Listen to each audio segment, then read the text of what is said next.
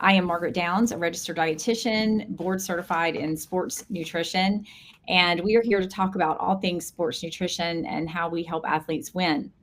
Today, we are joined by Adi Levenstein. She is a registered dietitian, licensed, and a certified eating disordered specialist.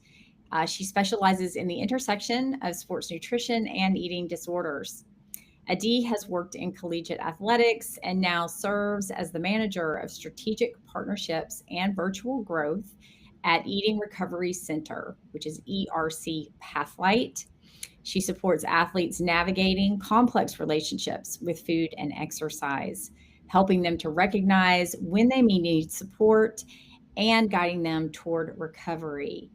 This work also includes a focus on the intersection of nutrition, mental health, and sports performance. Adi's work builds on the recent Eat to Win Nutrition Symposium topic, Does My Athlete Need Treatment?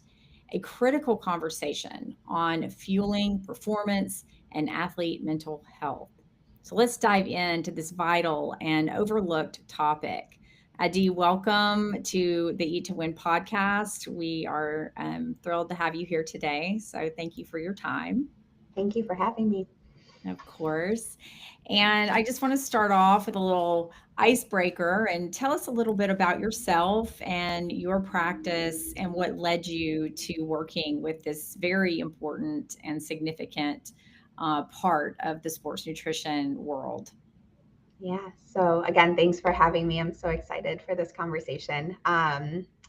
I think my journey was a little bit different. I started my kind of dream was always to be a sports dietitian, and was very fortunate to get matched with the Gatorade Sports Nutrition Immersion Program Fellowship right out of my internship as a dietitian, and really love working with athletes in that high performance space.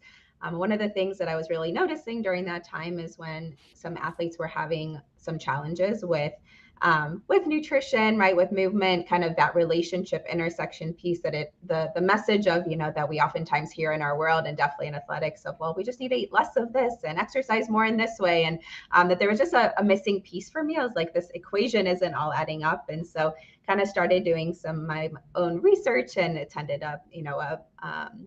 like a webinar, and anyway, long story short, kind of found the mental health piece, the emotional piece that comes with eating and movement and body image and all that stuff, and really found that that was where kind of my passion lied, was more of that relationship with food, relationship with movement, and how all of those pieces can help our athletes move forward in their performance, but also in their lives as human beings, kind of in more values aligned space. Yes, well, I mean, having been in the field a long time myself and working with, even collegiate athletes, I think there's obviously such performance, factors around the personality of an athlete, right? They're just driven to performance, and that performance crosses over into all areas of their life. So it is such an important focus and topic for us to bring to the table and really make coaches and parents and all of the people that work around our athletes aware of this very challenging but also very dangerous potential medical situation where they're focused on these aspects of body weight, maybe body image, and overall performance. So, in your experience, what are some of the early signs that an athlete might be struggling with an eating disorder? Yeah, great question. I think, to start with, oftentimes our world, and then definitely athletic culture, really focuses right on nutrition, on the way our body looks. And when we start changing the way that we eat, whether it be for health reasons or performance reasons, or the way that we look, that's kind of a normal, kind of normalized thing. And when we start seeing a lot of rigidity around it, and it really interfering with that person's ability to engage in their life, whether it be I can't, go to a birthday party with a friend because there's going to be food there that I can't eat, or I'm starting to withdraw from more social situations that have to do with food. Those are some of the bigger red signs. And especially for our athletes that are so used to being with their teammates, right, and with their coaches and all of that, when it becomes oh, I'm not going to go to the pregame or the postgame, gathering because there's going to be food involved and I need it to look a certain way.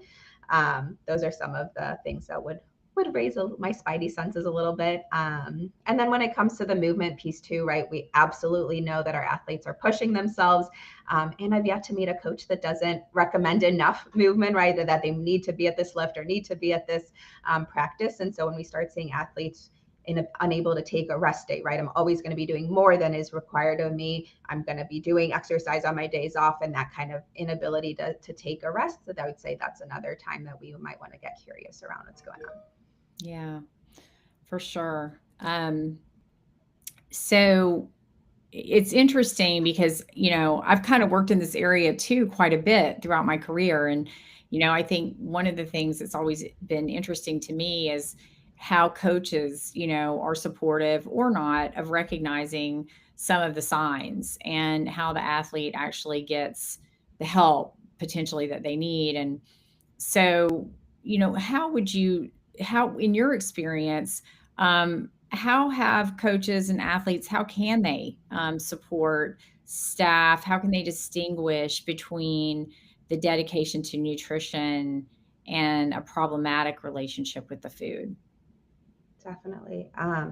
So I think one of the things I probably say ad nauseum in this space is that our athletes are humans first, right? And if we're noticing mood shifts, right, that they're having a harder time engaging, maybe they're more irritable, right? Those are things that they can be looking out for. And so when we're kind of giving feedback to give feedback around things that aren't just, nutrition related or exercise related, of like noticing when they're great teammates or when they're supporting each other, or even like, hey, it's great to see you smile today. And on the flip end of it, right, when we're seeing kind of a harder time maybe engaging with other people, or a mood shift, or kind of not having as much energy on the field, checking in around it. I think a slippery slope, for a lot of people, and it's hard because this is the world that we live in, is to not get in that trap of like, wow, you're eating that salad. I'm so happy you're choosing that vegetable, right? Versus saying things like, I'm really glad to see you fueling consistently or getting that energy in, kind of looking at that human piece of it as like, we want these athletes fueled and we want them ready to go. But we don't really know kind of what's happening behind those decisions of this specific food or that. And so kind of more overall patterns, how they're engaging with the world around them and definitely with their sport, right? I see you have so much energy on the field today versus like, way to not reach for that cookie, or something like that. I don't know if that makes sense, but I'm happy to. No, it totally does to me. Yeah. Anyway, I mean, I think that, it's interesting because do you see any difference too in like team sport versus individual sport?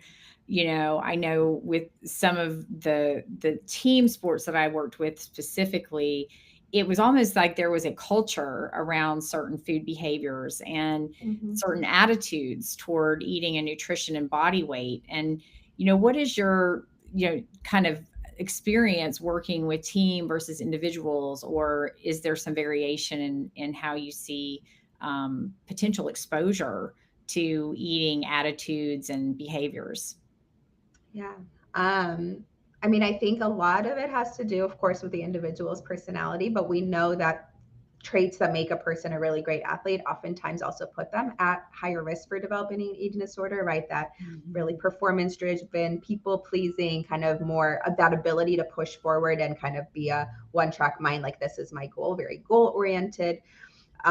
So we see that, of course, both in team sports and individual sports. I think the team culture around nutrition can, again, vary from sport to sport and team to team. But if there is this culture around like, let's make sure we're fueled and we're eating together and making this part of the experience that we're doing together, then that can be really protective, right? Of this is a social experience. This is also an expectation of the team, where then there's teams that are a lot more rigid around like, we have to only be eating these things or we cannot be eating those things, and a lot of comparison that can also start putting us into more of that disordered space and hypervigilance, kind of beyond what is necessary, right, around those specific measures. And then as far as the individual, right, like I would hope that, a lot of folks are still, if they're on a team, but it's a more of an individual sport, that there is still that culture of, we still need to fuel our body. We still need to eat consistently. We still need to have those variety of nutrients. But I think that if they are eating more individually, then it's easier to kind of do more of that isolating. There's less likelihood of someone checking in and saying, oh, we're noticing changes, right? And checking in and how they're doing. So I think it really depends, on that team's culture. But I think there's also such a beautiful part of that sport being protective of, we need to move this forward with the nutrition, right? That baseline, and then some of that performance fueling. Yeah. So what do you think some of the challenges are that athletes face that may contribute to their risk of, exposure to an eating disorder or disordered eating patterns? And I like to make sure we kind of distinguish between the two things, because obviously we can have these disordered eating patterns that are not necessarily classic, DSM, Full blown. Yeah. right, diagnostic Um, eating disorders. But Definitely. what are some of the things that you feel like contribute to their risk of developing these types of issues? Yeah, I mean, there's just so much pressure, right? And we know that stress is one of those environmental factors, and it doesn't have to be a capital T trauma, but stressors like, performance stress, like a lot of our athletes are students, right? So school stress, relational stress, if there is conflict on the team, that can be a stressor for our athletes. And so there's a lot of just stress. And then it comes with that additional layer of our cultural expectations around what an athlete looks like. I think Yeah. we're getting better over time, but there's still a long way to go of knowing that athletes come in all shapes and sizes. And there's so many factors that support performance that have nothing to do with rate, like sleep and, ability to engage in their training pattern with their team. And nutrition, obviously, and so many other things that don't actually have to do with that number on the scale. But I think that external pressure of, I need to look a certain way in order to perform better, or this idea that is very false, right? That weight loss is always a good thing, and I will always perform better when I weigh less. And then there's also the factors around the actual sport, right? When it's more of an aesthetic sport, how do I look in these certain uniforms, and making that challenging too. And then of course there's always going to be the comparison piece, and eating disorders love comparison, right? Of what is this person eating versus what am I eating? And we know that each one of our athletes is built differently and needs their personalized nutrition plan.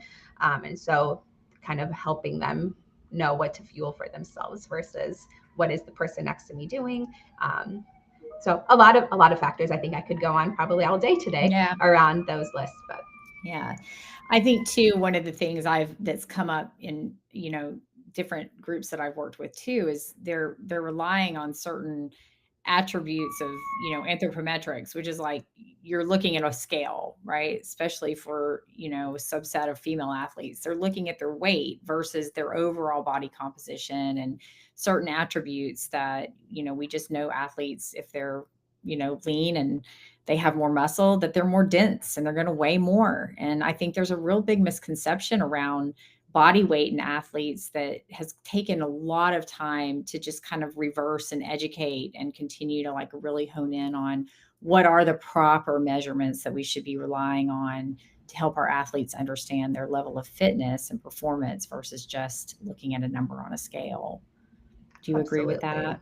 I so agree with it. And even, with body composition, right? With our different genetic patterns and makeups, I think I'm so grateful to the folks that are ongoing doing the research around relative energy deficiency in sport, right? Because we know that fueling and that energy availability is such a good predictor of, health and well-being and performance. And the flip side of that, right? Under fueling, having low energy availability is the, oftentimes direct cause of so many systematic issues, not just mental health, right, but all of the different systems in our physical health.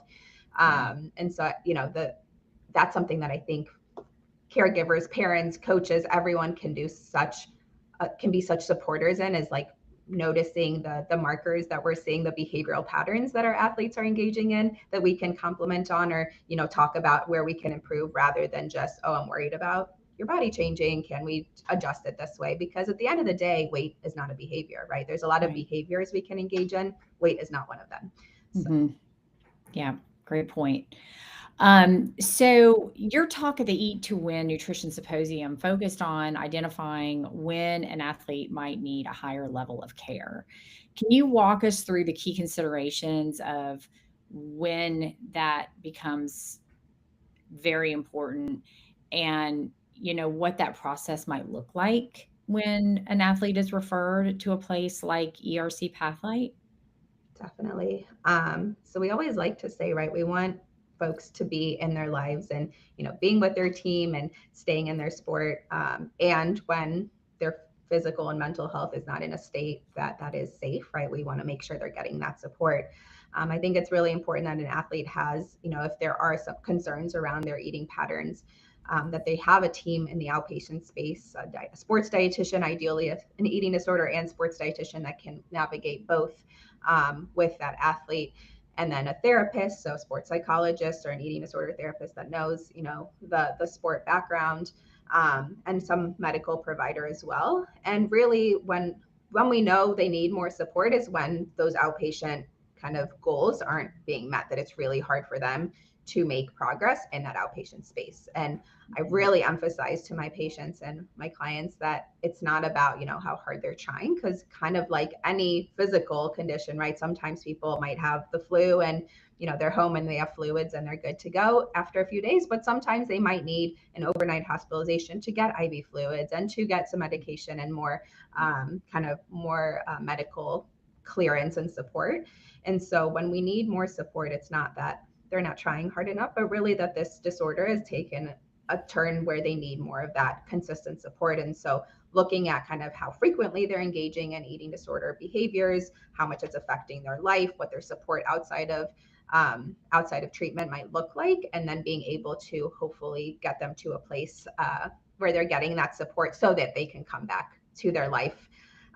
So thinking about like a physical injury, right? They might have to unfortunately have surgery at some point, and then there's going to be physical therapy, and then exercises they're doing at home before they kind of go back to full engagement of sport. And same thing with an eating disorders, we really want to make sure that they're getting into that healing recovery space before they're re-engaging in their sport completely, so that we're not re-triggering things before they're ready. Yeah, wow. Well, just very, very important and significant work that you are doing at ERC Pathlight, and we're excited to hear more. Stay with us as we take a short break to thank our sponsors.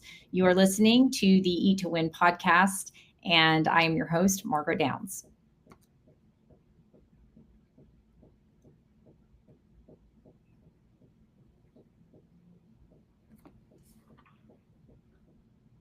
Welcome back to the Eat to Win podcast, where we are talking with Adi Levenstein about eating disorders in athletes and how to recognize when treatment is needed. So let's jump back in.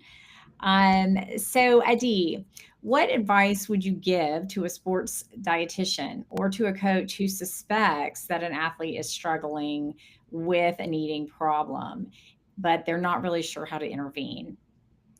And Probably this the is number one definitely question always I that get. fine line of like, when do we say something? Because I it know. is just a really hard thing to approach, and you can, really do more damage than good if it isn't at the right time.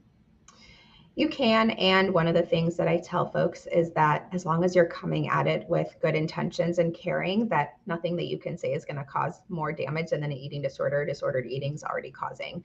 And so I think remembering that that person is a human, right? And that they're struggling. And I think one of the things that maybe can help us feel like we're not walking on eggshells as much is that while we're seeing the food symptoms, that it's not, while eating disorders are about the food, they're actually not at all about the food, right? There's some sort of emotional underpinning that's happening there. And so if someone was struggling with something else, what would you say, right? Like, hey, I'm noticing, maybe that things that you haven't been engaging in conversation as much, or I haven't seen you, haven't seen you at these meals as consistently, or I just want to check in and see how things are going.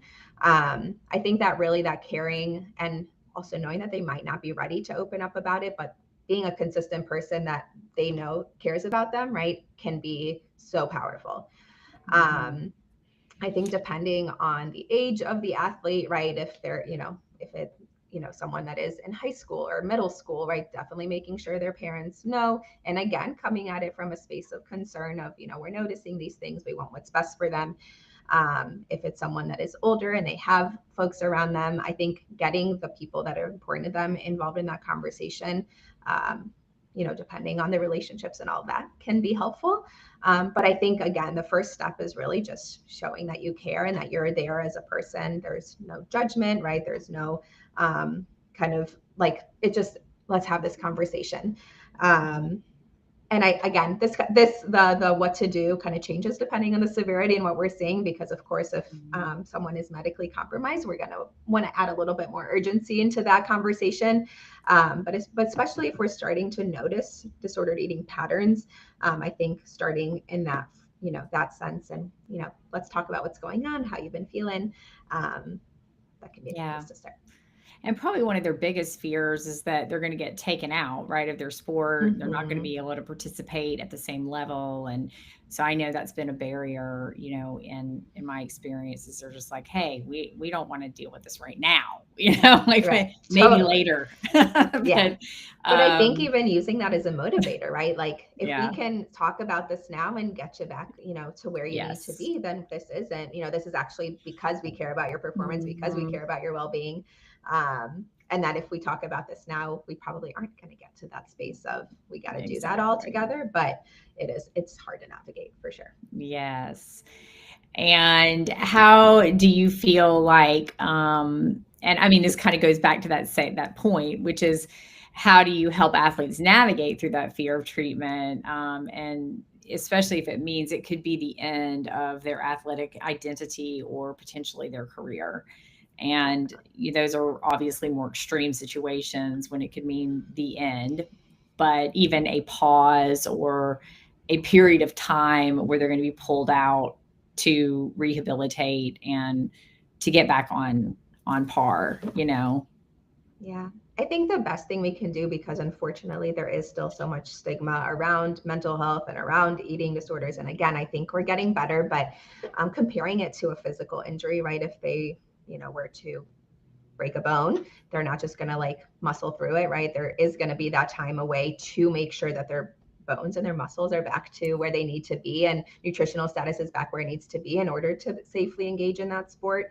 And the same thing goes with eating disorders, not just the physiological components, but also psychologically. We want to make sure that they can engage in that sport for as long as possible. And in order to do that, we need to go through those steps of getting them to a place where they're physically and mentally strong, resilient, and have the support that they need to do this, to do the performing that they're going to do. So. Absolutely. Well, let's talk a little bit about, bridging their performance and their recovery. So how do you feel like they can continue to feel supported in their recovery journey while staying connected to their sport? So they've decided this is, something that needs to be addressed. They've been encouraged to do that. They've been supported to do that. But then how can they stay connected, and what does that look like?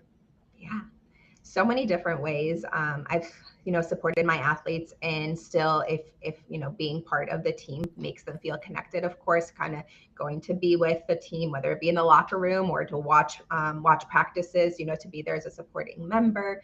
A lot of my folks with eating disorders are natural born leaders. And so even talking with the coaches on, is there a leadership type position they can take while they're not physically engaging in the sport, to still be kind of that leader, mentor, support person on the team for their teammates. And then I'm also a big proponent of a kind of a non-abstinence approach to exercise while in the treatment of eating disorders. Now, that doesn't mean that they're going to come into treatment, highest level of care, and just engage in their sport. But what are things that we can do, right, to build towards those things? And so once they're cleared medically and psychologically to engage, like, can we do some drills, even if it's not a full on practice, right, doing things that make them feel like they're still engaging and working towards those goals. But I think even doing some more of the like visualization and the kind of journaling, the psychological prompts around, like, what does it mean to be an athlete, my best athlete, right, my most top performing athlete. And when it comes to not just the physical part, but also, the mental part, and how do I build resiliency and support my teammates. Yeah. So can you talk a little bit about the differences between when someone might be, going toward more of an outpatient versus a higher level of care, like a residential or partial hospitalization? What does that pathway look like in terms of the treatment process, and what kind of modalities or, methods are being used to help athletes in these settings? For sure. So again, eating disorders are very complex. And so we also have, they're multifaceted, right? So we have a multidisciplinary team to support them that, comprises of a dietitian, a therapist, medical providers. And of course, the athlete is the center of that treatment team, and we want their support people in it. Now, an outpatient, it's typically like a couple sessions a week. They might join a support group. There's awesome free support groups and resources that are virtual. And lots of different resources in the outpatient space. But if they do need a higher level of care, they can call a treatment center. There's usually most treatment centers give free assessments with licensed clinicians that support them in kind of understanding what level of care would be recommended. And they do different types of group therapy, individual therapy, nutrition sessions, psychiatry sessions, meal support. And so oftentimes, right, the eating is the hardest part. And so having a person there to support them in eating and kind of normalizing what meals can look like. And then, of course, when they're athletes, we're also wanting to engage them in that physical activity part of things. And so what that can look like at different levels of their recovery. And then as far as modalities go, lots of different therapeutic modalities. That's a whole other alphabet soup of DBT and CBT and ACT and EFFT and all of the things, right? But on the nutrition side of things, a lot of what we would recommend for everyday athletes, but we're really starting from that basis of needing that adequate nutrition, right? And then eating consistently and with those different macronutrients. And with that, oftentimes, right, that going back to sport is such a big motivator of, when we are able to engage in these behaviors, right, these recovery focused behaviors, that is getting you that much closer to engaging in your sport. And then just quickly kind of speaking to that athlete identity piece, if someone is even, if this is kind of an injury, so to speak, that is enough to take them out. I'm also a big believer that once an athlete, always an athlete, right? And so what are other ways that they can engage in that athlete identity, even if it's not directly in that same sport environment that they're coming from. But oftentimes we're seeing them go back to that sport environment too. Yeah, that's great. I just love the well-rounded interdisciplinary approach. I also worked in a collegiate setting with a multidisciplinary team, and just felt that the role of the RD was also really elevated, into a level of importance, and, being able to do that piece of it, with a group of people that fully understand the relevance and significance of the dietitian's role. So, do you feel like there's anything specific that you might want to say about the dietitian's role working with the treatment team? Absolutely. First of all, like you said, so vital. I think what we're taught in our clinical training is medical nutrition therapy. I'll shout out Leslie Schilling, another fabulous sports and eating disorder dietitian, where she's like, we're bridging the three pieces, right? Since it is all three things, it's medicine, it's nutrition, and it's therapy. We're really trained in all of those pieces. We're oftentimes that bridge person between the therapist and the doctor, right? Of how do we incorporate that therapeutic language and know both on the mental health side and the physical side, and how nutrition really helps be that glue in there, because no psychological or medical interventions are going to be effective without that nutrition piece being where it needs to be. So I think, the dietitian is really uniquely placed to support athletes, not just in their performance fueling, but also in their relationship with food, and making sure that it's supportive of the human life that they want to live in addition to the sports that they're engaging in. Yeah, that's great. Love it. All right. Well, we're going to do a couple of just rapid fire questions. These are short answers, so just whatever first comes to your mind. But what is one myth about eating disorders that you wish would go away? That they have one certain look. Yeah. You cannot look at a human being and know what their relationship with food is like, just like you can't look at a human being and know if they have anxiety or depression or any other mental health disorder, or really most physical disorders too. And so any person can develop an eating disorder, and it doesn't have one certain look. Yeah. What is your favorite strategy for supporting athlete mental health? rapport building, being a safe human, hopefully, that they feel like they can talk to about and know that there is nothing off limits, so that if and when things come up, they know there's a place that they can be safe and talk about them. Awesome. And what gives you hope in this space that you're working in? Well, first of all, that we're having this conversation now, right? That performance spaces care enough about this topic. But in general, that I think that there are definitely more conversations happening around mental health and the importance of it in overall well-being and in athlete performance. Hmm. Yeah. I think we make a lot of assumptions that our athletes are, and people make a lot of assumptions, that they're just these healthy, vibrant, beautiful people, and they don't identify with the struggle of the pressure and the stress and the performance the mindset that it takes to be a competitive athlete, and so I think we often simplify their issues too, where it's like, oh, you should be fine, you have all this Right. going You for got you. this. Yeah, Why are you struggling with this? And they just don't see the weight, I think, that these individuals carry sometimes. definitely. They are Um, human. Like I said, they're human beings yeah, right before they're athletes. And we want to make sure that humanness is seen and supported. right. Yes, I love that. So for coaches, dietitians, and athletes that may be listening, what is one piece of advice you would offer for fostering a healthier food and body relationship in sport? Yeah. I think knowing that your relationship with food and exercise and body is not less important than the actual nutrients that you put in your body or the way that you move your body. And so, um, knowing that fostering a positive, relationship with food and seeing how it can contribute to your life and to your performance, that it should definitely be part of the recipe when we're looking at meal planning and Yeah. cooking and eating. That's great. Well, I know we would absolutely love to have you back on our show. We're going to continue to do some just, wonderful topics around this. As I mentioned earlier, it's something that, I've also had a lot of exposure to in this space and feel like we can't talk about this enough, especially for our younger athletes, our high school kids coming up into collegiate age and collegiate sports going into, oh, now we're not playing sport anymore. So now how do we eat? In that transitional stage of life where a collegiate athlete is moving now into just like more of a normal type of living situation, and seeing how those different transitions also affect somebody's well-being and their mindset around their food.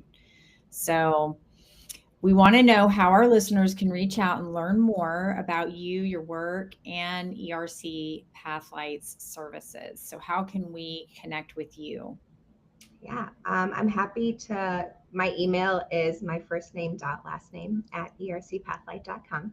It's a lot of letters, so I'm sure you'll put it in the writing part of Yes, it. But yes, it will also, be in there.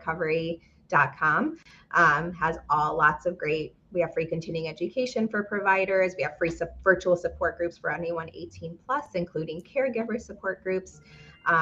Those are free for anyone to use. And so and then just blogs and other information about mental health, eating disorders, and all that good stuff. So Awesome. Well, we just really appreciate your time today, Adi, and thank you for coming in and sharing some of your expertise as well as resources with our listeners.